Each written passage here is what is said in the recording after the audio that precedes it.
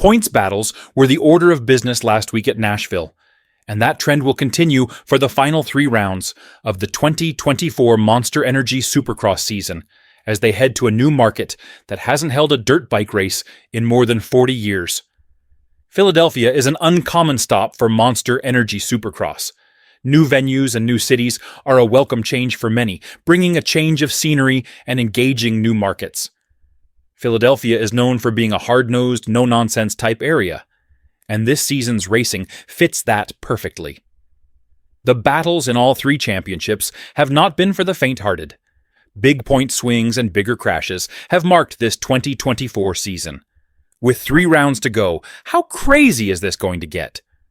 Last season was pure chaos as we headed towards the finale, and it feels like we are ramping to that again. The crashes we saw last weekend were a warning shot across the bow in what could be a full-blown Donnybrook. 1. Let the sun shine in. A race in a new market deserves something special. Stadium racing returns to Philadelphia for the first time in 44 years, and only the second time in the history of the Supercross series. A doubleheader was run at JFK Stadium in 1980. Before that, a motocross track was created there in 1973. There is some built-up desire in the region. Philly marks the second new market in 2024, following Birmingham, Alabama. And to mark the occasion, the series will host a rare daytime race. 2. Jet Lawrence is a better fastball hitter. How will a day race impact the standings? It's another unknown in a season that has already witnessed 3 Triple Crowns and multiple mud races. Jet Lawrence has not shown many weaknesses this season, but those that have been revealed are his struggles in non-standard formats and muddy events. Lawrence finished outside the top 5 in only 3 races this year, but they all had asterisks. He was 9th in the sloppy San Francisco race that Chase Sexton won. His subsequent 2 poor showings came in Triple Crown formats in Anaheim's second race and at St. Louis. 3. Cooper's concentration. What makes Cooper Webb so strong is his unwillingness to allow pressure to overwhelm him. In last week's news conference, Webb confessed to being tempted to ride over his head when he saw the field pulling away. He reeled himself in partly because of his injuries at Nashville in 2023, and mostly because he recognized more points could be lost by crashing than losing distance on the track.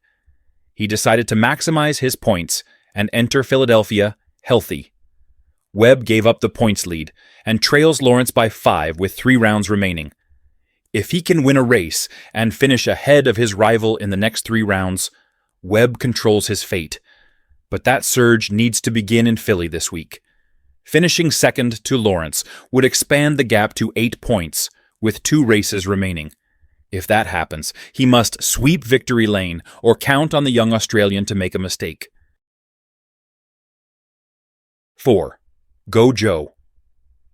Pundits expected Joe Shimada to come out of the gate strong with the Honda HRC team that won 1 of the 250 divisional titles last year.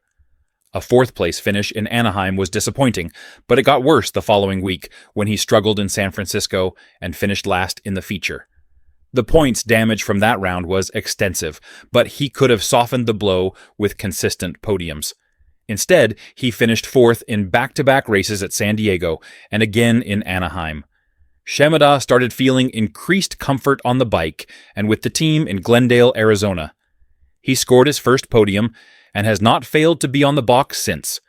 More importantly, he is getting stronger each week, and his last 2 attempts have ended in runner-up finishes. The most recent was last week in Nashville's East-West Showdown.